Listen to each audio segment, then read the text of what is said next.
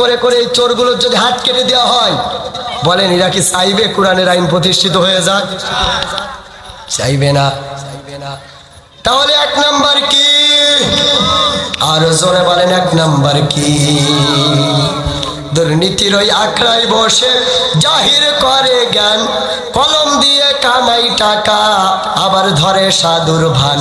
ওরা শিক্ষিত শয়তান, ওরা শিক্ষিত শয়তান। ঠিক কিনা বলে? এরা হলো মোদের লাগি মহামারীর মতন, খাইলে কলম ঠেকায়া এরা করে নির্যাতন। ঠিক কিনা? ঘুষের টাকাই এদের ভুড়ি, সুদের টাকাই এদের ভুড়ি, করে যে টন টন।